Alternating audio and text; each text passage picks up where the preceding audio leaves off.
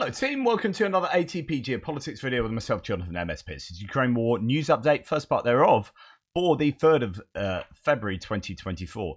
And it's the first part thereof very late in the day. It has been a long day. I've had a number of Guinnesses. That's ill-advised before you go and speak to the world about geopolitics. Nonetheless, that is reality. Deal with it. Here is me, post-Turkish barber, post-beers, post-rugby, talking the war in Ukraine. I hope I do it justice. It is a very serious topic. Let's go to where we normally start. Ukrainian general staff figures for the Russian losses for the day before. And remember, what I tell you now will be somewhat out of date to a degree. Like, this is most of the way through the next day, and there will be new stats coming in. There will be new piece of news. I've tried to update what I'm telling you, but there will be some things I will have missed. It's been a bit of a nuts day. 880 personnel lost for the Russians. Remember, all the caveats apply to these stats. You can find them in the description to the video below. 10 tanks, 13 APVs, 26 artillery systems, kind of in the middle. Difficult for the Russians to sustain losses at those levels every single day.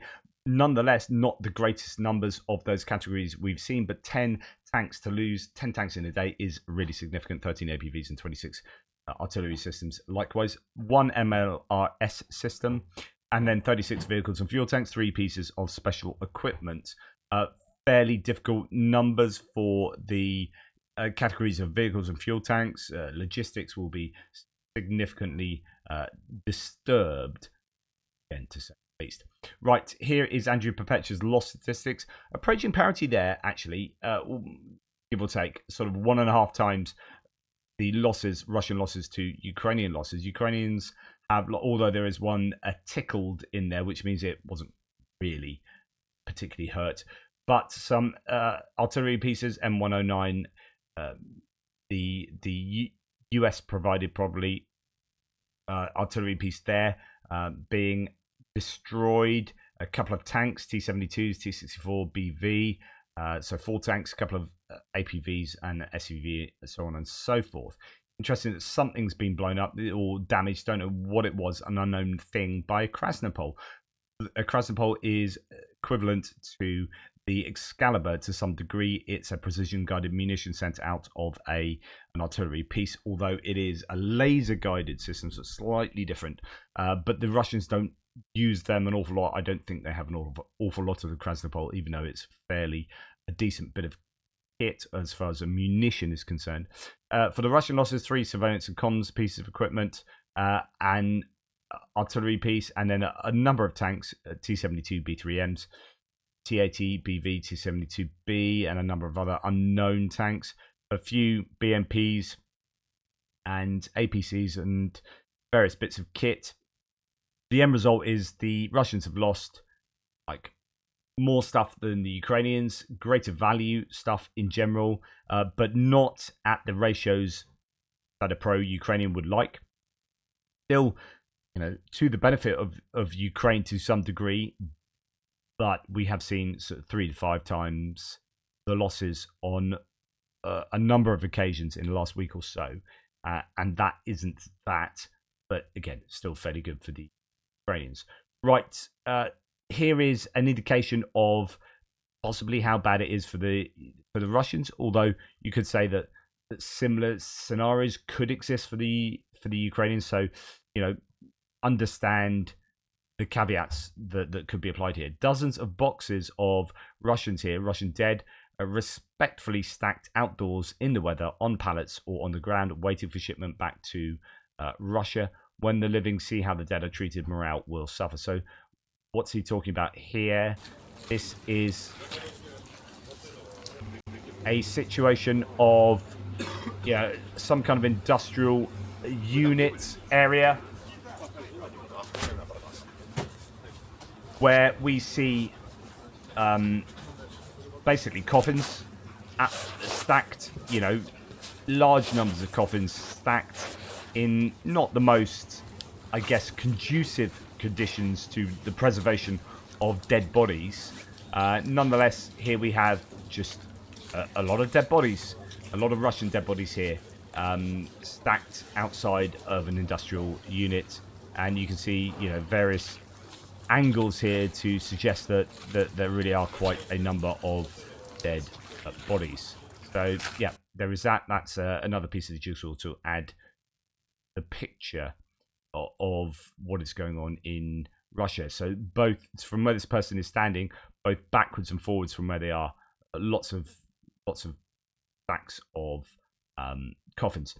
A 2017 report on Russian TV here of the Russian vessel Ivanovets. This is the one that was sunk the other day, and some Russians have claimed, as I reported to you yesterday, particularly who's it, Squatson, so Aiden, who's one of these Russian voices on Twitter, really big Russian voice, and he said, what's the problem of the Ivanovets being sunk? You know, it wasn't really involved in the war.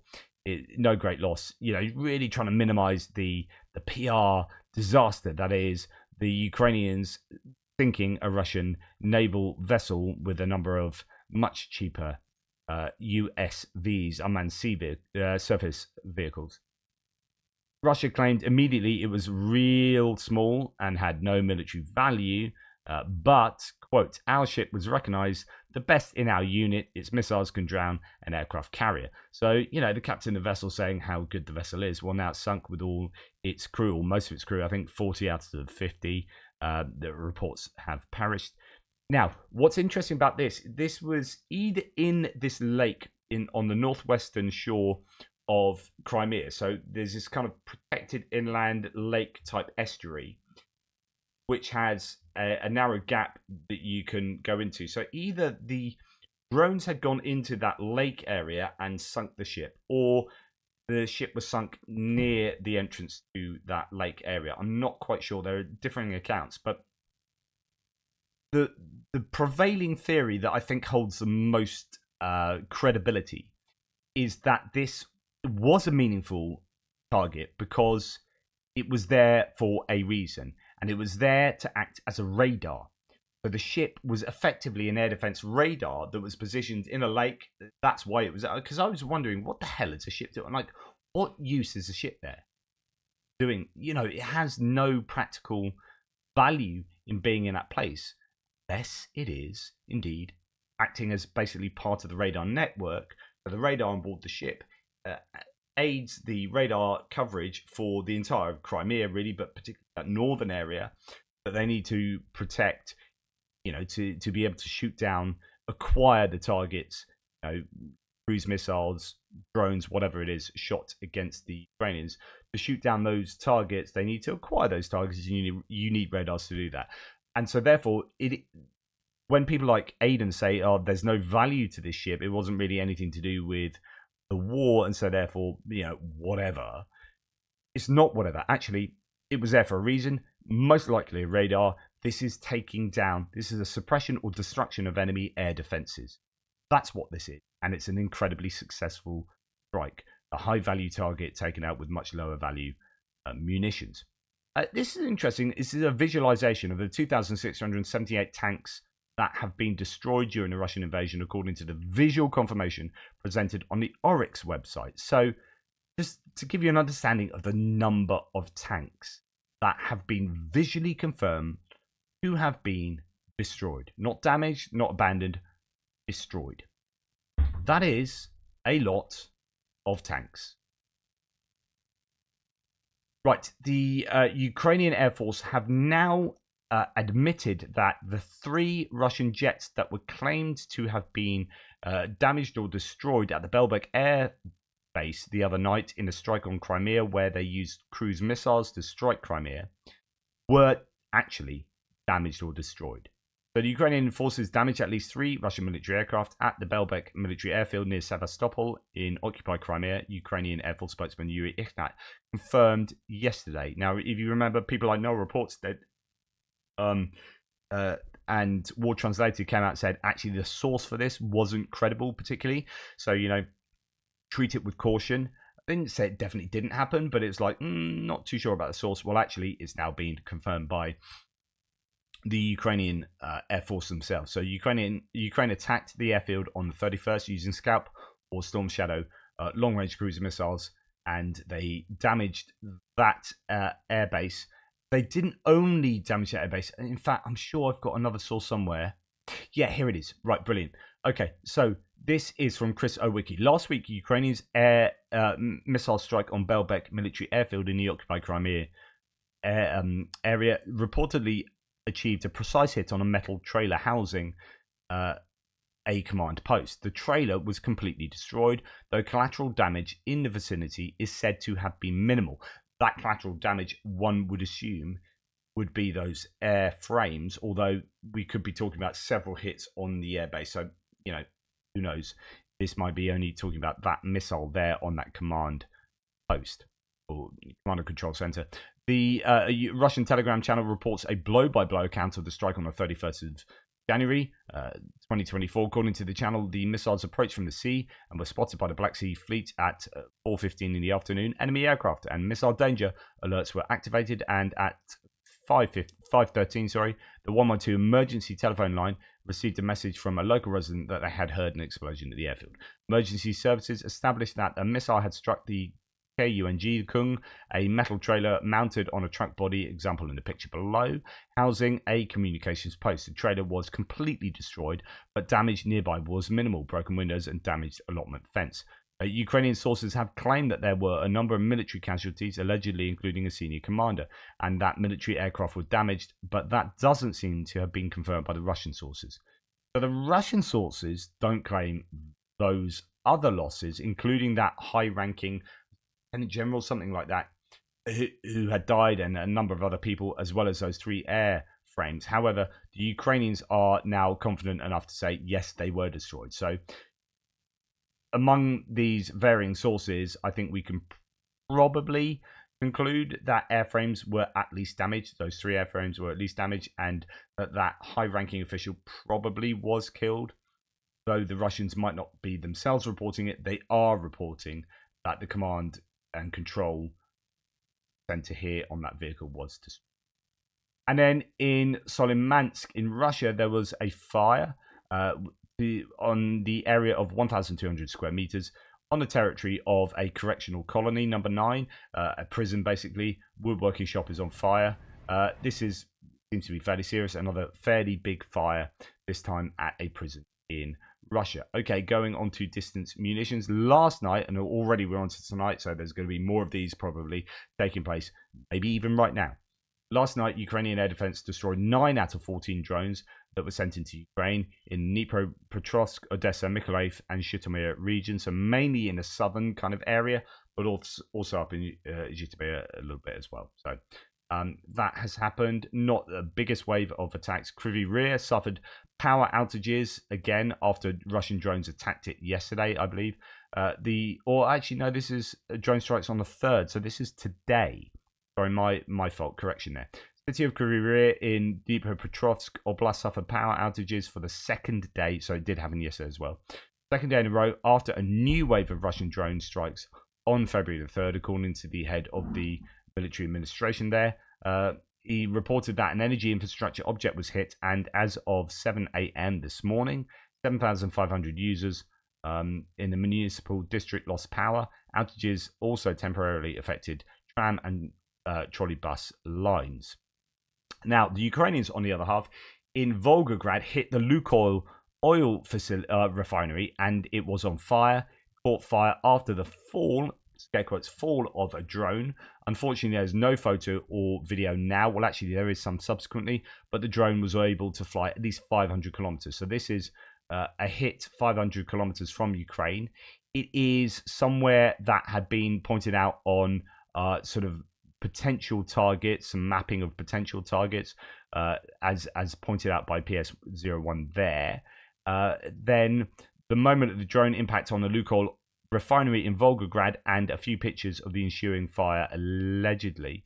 This affects Russian exports and the war machine at the same time. So it's not only about hitting the ability for Russia to make money by exporting hydrocarbons, but it hits Russia's ability to provide their own army with the hydrocarbons that kind of allows their vehicles to move,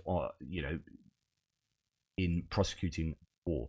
But this is a serious hit that appears to have done some fairly significant damage yet again to another Russian oil facility.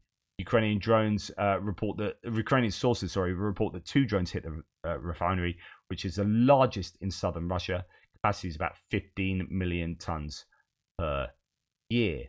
And as we can see here, another bit of footage. Russian Telegram channels published another video, the drone strike on a Lukoil oil refinery in Russian Volgograd. So serious stuff happening there.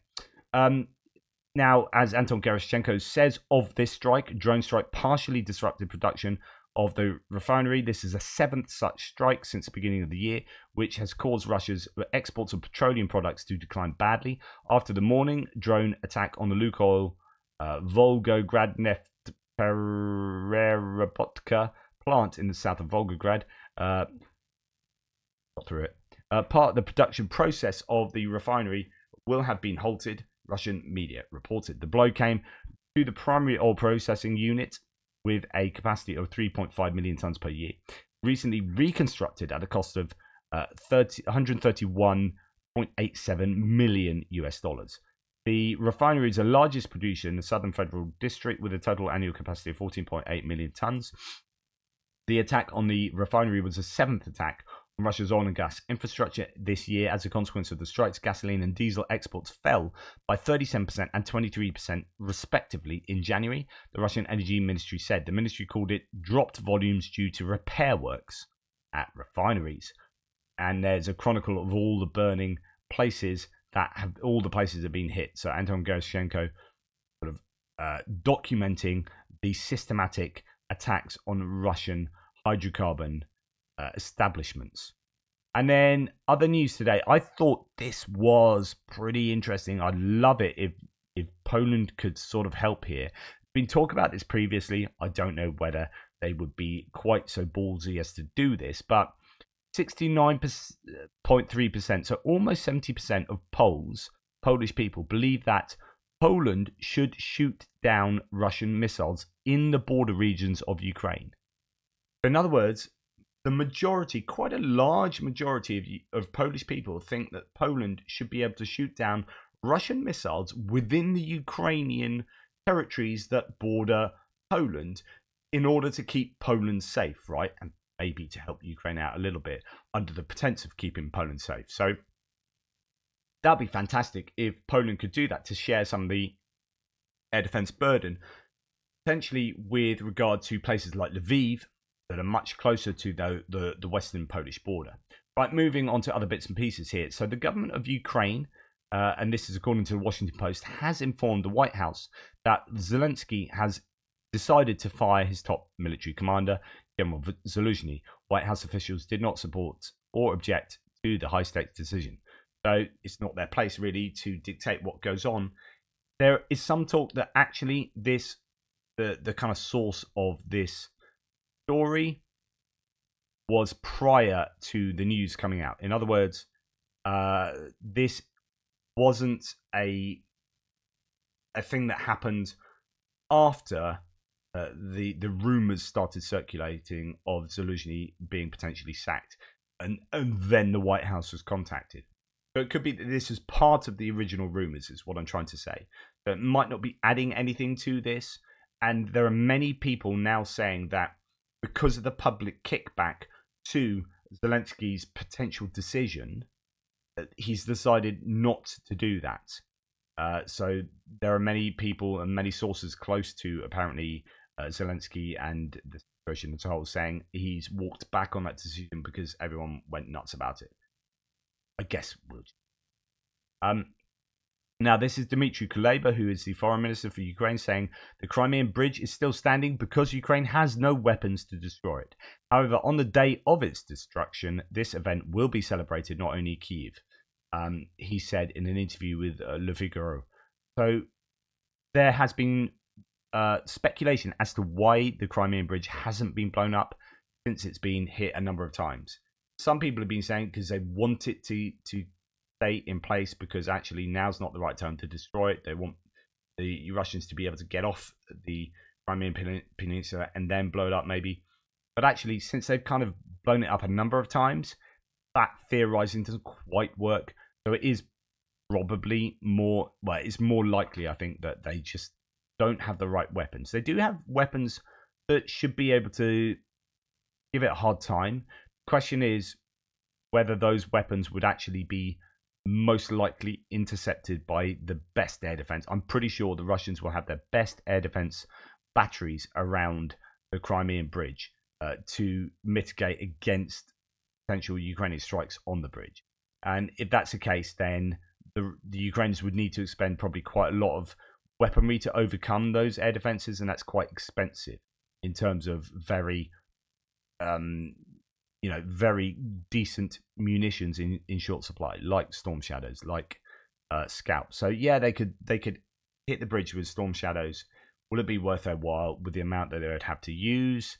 Would Taurus be better as the warhead on the Taurus? Would that be slightly better? I mean, you've got the Broach warhead on these both Scalp and Storm Shadows, which is like a double warhead that you have an initial explosion to break through the outside. Say you're talking about a bunker, break the outside of the bunker to then puncture through the outer fences or infrastructure to then explode within it. So there's two-stage explosion. The Taurus kind of has that as well, but might be slightly better at taking out the bridge. We saw the bridge up in Chonhar at the north of Crimea get hit with those Storm Shadow missiles, doing that kind of fairly substantial damage, indicating a kind of two-stage explosive capability. But anyway, the admission that they don't have the ability to do it. Now, here, the president of Poland, Duda, doubts publicly that Ukraine has the ability to deoccupy Crimea. So the Ukrainian ambassador to Poland, Vasyl Zvarich, has said that Crimea... So Duda has... I thought I had the original Duda claim. It might be in my geopolitical bit, actually. So basically, President Duda came out and said, yeah, not really sure that Ukraine has the ability to deoccupy Crimea. And then the Ukrainian ambassador to Poland, a Ukrainian chap, has said that Crimea is Ukraine. Temporary occupation of the peninsula is a war crime of the Russian Federation, for which the aggressor country will definitely be punished. Okay, that much, we know that's normal rhetoric. For his part, Polish Foreign Minister Radoslaw Sikorski stressed that Poland recognized Ukraine's independence within its internationally recognized borders. After the barrage of criticism, Duda made a new statement in which he recalled that he had been on Ukraine's side since the first days of the invasion. He also emphasized that Russia was an aggressor and occupier, and that the occupation of Ukrainian territories, including Crimea, was a war crime. Of course, that doesn't necessarily say that he walks back the idea that Ukraine doesn't have the ability to take back Crimea, at least in the near future. Right, additional footage has come out of the, as said here, absolutely disastrous Russian mechanized assault on Novomakhilivka a few days ago. Remember that column of 11, 12 or so vehicles that were almost all of them were taken out by first-person view drones. Seen here before reaching the front, the Russian column gets mixed up, causing a pair of T-72s to crash, which completely disables one. This is weird. I'm just showing you this because it's just weird. We have a bunch of vehicles that, okay, I'm not showing you the beginning of this video. This is just the end of it. But basically, the vehicles come down this road, turn right off the road, cycle round, and then come back on themselves to then go off down here. Like, what are you all doing? Anyway, it all gets into a mess, and we have two crashing into each other in a way that actually fully disables one of them. Literally, one of these vehicles crashes into the other. And you're like, what are you doing? I know this isn't like whoop-de-doo, whatever, a couple of mechanized vehicles drove into each other. But, yeah, I don't know. Anyway, one of them's disabled. So, yeah, not only did they lose all those vehicles, eventually, due to first-person view drones taking them out, but one of them was just taking them out by themselves. Anyway, police in Moscow have arrested 20 people from the Way Home protest that Tim Wright has written about previously. This is a kind of like predominantly mothers and wives protesting against the war and wanting their loved ones to come back home, right? This is what freedom looks like in Russia. Journalists reported to be among those detained, as is a relative of a man mobilized, according to Maria Andreeva, leader of the movement. And there's quite a bit of footage coming out about this. Numbers grow each week for the Way Home protest of partners of Russia's mobilized who are forced to stay fighting in Ukraine. Today, 500 days of mobilization was marked by laying flowers at the Eternal Flame. Today, a politician and Navalny-backed team, Navalny team backed the protest. And yeah, 27 were arrested. The Way Home kind of protest, if it is a protest, mostly journalists, many of whom have now been released. Among them were a video journalist working for AFP, Agence France Presse, and a photojournalist for Der Spiegel. Yeah, there's no freedom there, is there? And then finally, Belgrade. Here, seen with no electricity. How's it going in Belgrade, guys? Not looking good, is it? Yeah. Sucks to be in Russia, I guess. At certain places, sucks to be in Ukraine as well. In many places, it's tough. But, you know, Russia wasn't really worth you going to war. It was. Anyway, thanks for watching. Please like, subscribe, and share. Really appreciate your support. Take care. Speak soon. Toodle pips.